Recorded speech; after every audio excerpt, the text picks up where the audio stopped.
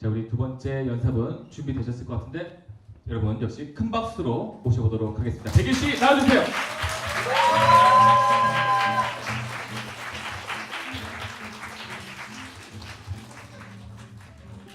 반갑습니다. 여러분들의 작고 소중한 존재 스피커 위더 플로우 백이시라고 합니다. 이렇게 많이 할 줄 몰랐는데 너무 반가워요. 제가 강연하기 전에 질문 하나만 먼저 해볼게요. 여기 되게 피부가 고우신 여성분 계신데 피부 진짜 좋으세요. 잘 안 보이시죠? 제가 봤을 때 피부 나이가 한 2살? 아마 갓 태어난 것 네, 그렇던데 여기 우리 애기는 죄송해요. 혹시 최근 관심사가 있다면 어떤 거예요? 자존감? 또 다른 거 없어요? 결혼. 두 개가 좀 연결되어 있네요. 약간 제가 좀 피부 좋아서 뭐 뷰티나 이런 것도 여쭤보려고 했는데 자존감이라고 해서 예상과 좀 다른 답변이 나와서 약간 당황했거든요. 지금 약간 당황했어요. 자, 이 상황을 한번 볼게요. 이 상황을 다시 보면 저희 둘 사이에서 소통이 아주 잘 된 것 같진 않아요. 그쵸? 제가 조금 과하게 인사했었고 좀 예상과는 다른 답변이 막 돌아오니까 서로를 당황하겠죠. 지금은 조금 재밌게 풀어낼 수 있는 상황이었지만 우리 일상에서 이런 순간이 반복되다 보면 관계에 문제가 생길 수 있겠죠. 관계에 문제가 생기면 많은 분들이 내가 잘못됐나? 라고 생각을 하면서 자존감의 타격을 좀 받게 됩니다. 그래서 저는 오늘 여러분들께 관계를 건강하게 유지할 수 있는 저만의 대화법 하나를 좀 말씀을 드려보려고 해요. 그 전에 자존감 콘서트니까 자존감을 한 번 더 살펴볼게요.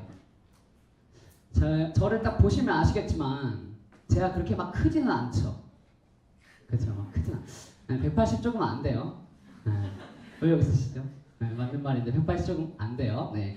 그러다 보니까 제 수강생분들이 저한테 간혹 이런 말을 해요. 쌤은 너무나 자꾸 소중한 것 막 이렇게 놀리는 건가? 생각을 해봤는데 사실 이 말이요, 제가 좋아하든 싫어하든 저의 특성을 잘 담은 단어다, 그 문장이다 라는 생각이 드는 거예요. 그래서 저를 이렇게 소개했죠. 작고 소중한 존재입니다 라고요. 자존감은 이런 것 같아요. 자신을 어떻게 받아들이느냐. 자, 제가 자존감을 이렇게 보는 이유는요, 자존감과 자신감의 차이점 때문인데요. 앞서 강연을 뒤에서 약간 들었는데 자존감 하면 떠오르는 게 자신감 이렇게 많이 얘기를 하시는 것 같아요. 자, 그런데요, 저는요 자존감 스피치라는 프로그램을 진행하는 스피치 강사예요. 말을 가르치는 사람이라고 할 수 있겠죠. 그러다 보니까 이 두 단어의 명확한 차이점을 하나 알게 됐는데요. 그게 무엇이냐면 바로 함께 쓰는 동사가 다르다는 겁니다. 자존감은요 높다 낮다라고 표현을 하고요, 자신감은 있다 없다라고 표현을 해요. 죄송해요. 있다 없다라고 표현을 해요. 그 말에는요 그 단어의 의미가 들어있고 또 말을 사용하는 사람들의 문화와 의식 이런 게 깃들어 있기 때문에 그대로 해석해보는 게 의미가 있습니다. 해석을 해보면요, 자신감은 있다가도 없는 것인 반면 자존감은 항상 존재하는데 높낮이가 변하는 것이라고 볼 수 있겠죠. 이게 앞서 강연하셨던 자존감 안정성과도 연결이 되는 것 같아요. 그러다 보니까 제가 진행하는 좋아요. 요 특징을, 요 두 가지 특성을 어떻게 하면 더 명확하고 재밌게 전할까 고민하다가 이 두 단어의 국적을 바꿔봤어요. 자존감은 being에 기인하고 자신감은 doing에 기인한다. 명쾌하죠? 좀 와닿죠? 네. 그래서 제가 내린 결론은요, 자존감은 존재 자체를 어떻게 받아들이느냐의 관점이고 자신감은 doing, 활동과 상황에 어떤 자세로 임하느냐의 마음인 것 같다고 생각을 했습니다. 자, 제가 이렇게 자존감을 받아들임의 관점에서 접근을 해봤어요. 그러다 보니까 이 마음을 소통에도 적용을 하면 우리 관계를 건강하게 유지하는 데 도움이 됩니다. 그러다 보니 제가 진행하는 자존감 스피치라는 프로그램이요, 자기의 생각과 감정, 의견들을 명확하게 인지하고 전달하는 게 포인트가 돼요. 여러분들이 자신의 감정을 왜곡하지 않는 것, 이것이 진실한 소통의 기반이 되고 건강한 인간관계를 다지는 바탕이 됩니다. 이해되셨죠? 하지만 여러분들은 현실은 다르죠. 이 사진과 같이 자신의 감정을 숨기거나 좀 억누르는 경우가 많아요. 심지어 몇몇 분들은 자신의 마음 상태를 어떤지 모르겠다라고 말하는 분도 많습니다. 그만큼 평소에 많이 외면했기 때문이에요. 저는 여러분들이 자신의 마음을 외면하지 않았으면 좋겠어요. 다만 이거를 어떻게 전하느냐를 고민하면 좋겠죠. 자, 그러다 보니까 제가 말씀드릴 거는요. 여러분들 손목에 찍힌 도장과 관련된 건데 지금 다 도장 찍고 오셨죠? 한번 보시면 글자가 있는데 다 번지더라고요. 제가 몰랐는데 막 번져서 안 보일 겁니다. 거기 적혀있는 글자가 한 발자국 떨어져서 살펴보기라고 되어 있어요. 이번 콘서트의 저희 미니 슬로건인데요. 객관화를 의미하는 겁니다. 지금 막 당황스럽죠. 뭐지? 왜 내 도장만 좀 크지? 막 이렇게 막 많이 번져서. 네, 손이 큰 건 아니에요. 자, 그래서 이 객관화를 활용한 자기 감정 파악하기, 상대 특성 파악하기, 마지막으로 매력적인 표현법까지 제가 한번 말씀을 드려볼까 해요. 가장 먼저 자기 감정 파악하기입니다.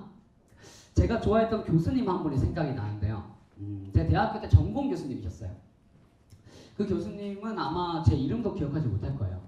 왜냐면 저도 교수님 성함을 기억하지 못하거든요. 하지만 그분이 하셨던 말씀은 기억하는데요. 그분이 첫 강의 때 교탁에 딱 서시면서 이렇게 말씀하셨어요. 여러분, 교수가 잘 가르치지 못한다는 건 그 교수가 그걸 잘 모른다고 생각해도 무방합니다. 너무 멋있죠. 당당하게 딱 말씀하시고는 1년 동안 진짜 명강의 나셨어요. 너무 멋있는 거예요.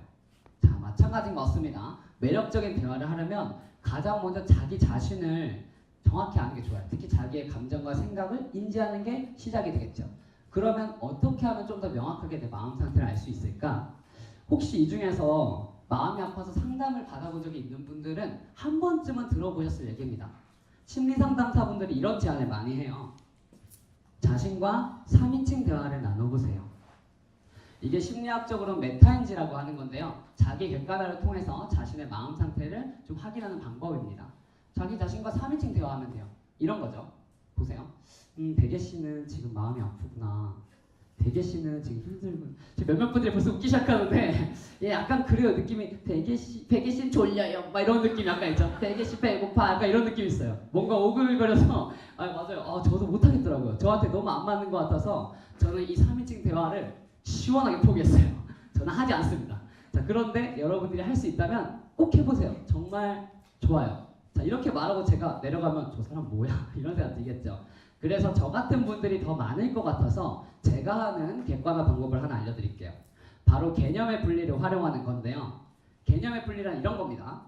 자, 정신이랑 육체 두 단어를 제가 딱 내뱉으면 각자 다른 개념으로 와닿죠.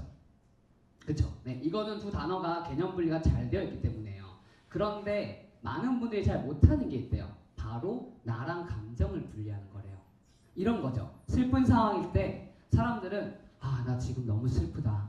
나는 슬퍼. 이렇게 나랑 슬픔을 동일시하는 경우가 많대요.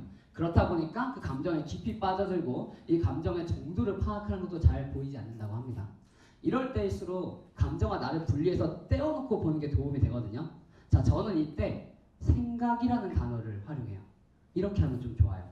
제가 슬픈 상황이면 나는 난데 지금 슬픈 생각을 해. 자, 이렇게 떼는 거죠. 나는 난데 지금 힘들다는 생각을 해. 자, 이렇게 떼놓고 보면 왜 슬프지? 얼마나 슬퍼하는 거지? 이렇게 정도랑 앞으로 어떻게 하면 좋을지 좀 시선이 좋은 쪽으로 바뀌는 것 같습니다. 이게 제가 제안해드리는 객관적으로 자기를 바라보는 방식이에요. 자, 이렇게 자기 객관화가 좀 되었으면 그 다음으로 이 얘기를 전할 상대방의 특성을 좀 이해하는 것도 필요하겠죠. 대화는 둘 이상이 하는 거니까요. 자, 상대방 역시 객관화를 통해서 이해할 수 있다면 좀 더 그 사람을 받아들이는 게 쉬워집니다. 여러 가지 방법이 있겠지만 저는 좀 장난기가 많아요. 그래서 제가 제안해드리는 재밌는 방법은요. 사람을 동물에 비유해보는 거예요. 저는 평소에 사람을 동물에 비유하기를 좀 좋아하거든요. 아마 제 주변 사람들은 몰랐을 텐데 이렇게 생각해요. 보시고 펭귄 같구만. 고양이 같구만. 양 같구만. 개 같구만. 죄송해요. 네. 나쁜 뜻이 아니에요. 뭐 이런 식으로 이거는 속으로 하셔야 돼요. 무심코 내뱉으면 이렇게 관계에 위기가 올 수 있습니다. 자, 이렇게 생각을 하는데요. 저 같은 경우는 그 중에서도 강아지의 사람을 비유하기를 좋아해요. 저는 개를 좋아해요. 네, 강아지에 비유한 걸 좋아합니다. 강아지를요 보면요 정말 많은 종류가 있다는 거 알고 계시죠? 네, 다 알아요. 마찬가지예요. 사람도 다양한 종류의 사람이 있다고 저는 생각을 합니다. 다만 분류되지 않았을 뿐인 거죠. 예를 들어 덩치가 크고 좀 뼈대가 큰데 차분한 성향의 사람을 보면 리트리버 같은데 라고 생각을 해보고요. 또 작은데 새침한 성격이면 말티즈 같구만, 귀엽네, 이렇게 보기도 하죠. 네. 앞서 강연하셨던 허 대표님 기억하시죠? 저는 허 대표님을 보고 똑똑한 프렌치 불독 같다고 생각을 해봤어요. 말씀 안 드렸는데 벌써 웃으시네요. 뭔가 단단한 외형에 자기 주장을 확실하게 하는 모습이 프렌치 불독의 성향과 비슷하다고 느꼈어요. 저는요, 좀 잔망스러운 포메라이안 정도? 귀여워 미치겠죠, 아주. 네, 다음에는 사랑스러운 푸드람보이 또 나오셔서 이야기를 하실 겁니다. 자, 제가 이렇게 사람을 동물이나 강아지에 비교해 보는 이유는요, 이렇게 보니까 그 사람의 단점이라고 생각할 수 있는 것도 특성으로 보이더라고요. 저는 좀 그랬어요. 이런 겁니다. 보세요. 비글이랑 비글이 만나서 애기 강아지를 한 마리 낳았어요. 이 강아지 성격 어떨까요? 오, 그렇죠. 비글스럽겠죠, 약간. 자, 이게 바로 그 특성을 그대로 받아들이는 시선이에요. 마찬가지죠. 사람도 성격이랑 성향이 유전돼요. 그래서 그 사람을 이 관점으로 보면 좀 받아들이는데 도움이 됩니다. 자, 이렇게 해서 중요한 거는요, 이 앞에 있는 사람이 어떤 개상이냐가 아니라 이분의 특성을 그대로 받아들일 수 있게 하는 것이 객관화의 힘이라는 얘기를 하고 싶었던 거예요. 자, 그 사람의 특성을 받아들이게 되었다면 상대방의 성향에 맞는, 페이지를 안 넘겼었네요. 네. 성향에 맞는 표현법을 써주면 좋겠죠. 이거는 제가 굳이 말씀 안 드려도 아실 거예요. 자, 그래도 뭔가 기대하는 눈빛이 많아서 앞에 예를 하나 들어드리면, 이제 강아지에서 벗어나서 동물농장 아저씨 아니에요. 사람 간의 대화로 와볼게요. 썸을 타는 경우에도 언젠간 고백을 해야겠죠. 그럴 때도 상대의 성향에 맞게 해주면 좀 도움이 됩니다. 되게 비웃으시는 느낌인데 차라리 크게 웃으시거나 욕을 하세요. 되게 썸 얘기하니까 이렇게 좀 비웃으시는 느낌, 굉장히 매력적이었어요. 감정이 솔직하셔도 좋아요. 자, 썸을 탈 때도 고백을 해야 될 때 성향에 맞게 해주면 좋죠. 뭔가 직설적인 표현을 좋아하는 분이라면 나 너 좋아하는 것 같아, 보고 싶더라, 이렇게 담백한 표현을 난리 났어 막 이렇게 좀 직접적인 표현 너무 싫어하는 분들에게는 우리 계속 볼 수 있을까요? 자, 이런 식으로 좀 달콤하게, 나만 달콤했어, 네 알아요. 네, 달콤하게 표현을 하면 달달하면 됐지 뭐. 네. 좀 받아들이는데 도움이 되겠죠, 그쵸? 네, 이런 게 성향에 맞게 표현하는 건데, 만약에 두 분에게 제가 다른 방식을 썼다면 좀 직설적인 걸 좋아하는 분들은 고백인지 못 느꼈을 수도 있고, 좀 부담스러워 하시는 분들은 거리를 둘 수도 있는 그런 멘트였죠. 자, 이런 게 상황에 맞게 표현해 보는 겁니다. 자, 그런데 여기에 문제가 하나 있어요. 우리는 사람의 성향을 파악하는 게 그렇게 쉽지는 않다는 겁니다. 그래서 뭔가 필살기 같이 내가 이 사람의 성향을 모를 때 쓰면 좋은 표현법 하나를 알려드릴게요. 그건 객관적인 상황을 가져와서 그 사람에게 씌워보는 방식인데요. 이런 거예요. 제가 너무 짜증이 났어요. 근데 막 가가지고 친구한테 다짜고짜 막 짜증나, 미치겠어, 어떻게 이러냐, 화난다, 막 이렇게 얘기하면 제 감정을 약간 강요하는 느낌이 들죠. 그러다 보면 관계에 문제가 생길 수 있습니다. 자, 이럴 때는요, 조금 침착하게 마음을 가라앉히고 내 감정을 대신해서 표현해줄 상황을 찾아서 말해보는 거예요. 이런 거예요. 친구야, 너가 어제 밤새도록 빡세게 시험 공부를 했는데 잠깐 눈부셨다가 뜨니까 시험 시간 중이네. 이럴 때 기분 어때? 지금 딱 내가 그 기분이거든. 자, 이런 식으로 표현하는 거예요. 이렇게 말을 하면 상대방이 강요당한다는 느낌도 적고 공감하기가 더 쉬워지는 거죠. 굉장히 매력적인 말하기인데 여러분도 지금 느꼈을 겁니다. 너무 어려운데? 이렇게, 그쵸? 쉽진 않아 보이죠? 세상 쉽게 살면 안 돼요. 네, 세상에 쉬운 거 별로 없어요. 근데 중요한 거는요, 연습하면 익숙해진다는 겁니다. 이게 더 중요해요. 대화는요, 여러분들이 연습하고 배울 수 있는 영역이에요. 네, 그래서 어떻게 연습하느냐? 평소에 감정이 변하는 순간을 자꾸 캐치해보는 거죠. 지금 짜증이 나면 나 방금 무슨 일 있었지? 자, 이렇게 기분이 너무 좋으면 나 지금 무슨 일 있었지? 자, 이런 식으로 기분과 감정을 계속 엮어서 그 상황을 엮어서 만들어 놓으면 내가 쓸 수 있는 이야기거리가 많아져요. 그래서 그거를 활용하면 되죠. 자, 지금까지 제가 객관화를 활용해서 자기 감정도 파악하고 상대 특성도 파악하고 좀 상대 특성이 보이지 않을 때 쓰면 좋은 표현법까지 소개를 해드렸는데요. 좀 정리가 되셨어요? 좀 어렵지 않나 걱정했는데 다행이네요. 그래도 아직 정리가 좀 안 된다 싶은 분들을 위해서 제가 마지막 한 문장을 남겨놨습니다. 이것만 알고 있으면 많은 관계에 도움이 돼요. 우리 말하기 전에 한 번 더 생각하면 그 사람을 한 번 더 보고 싶게 만들 수 있습니다.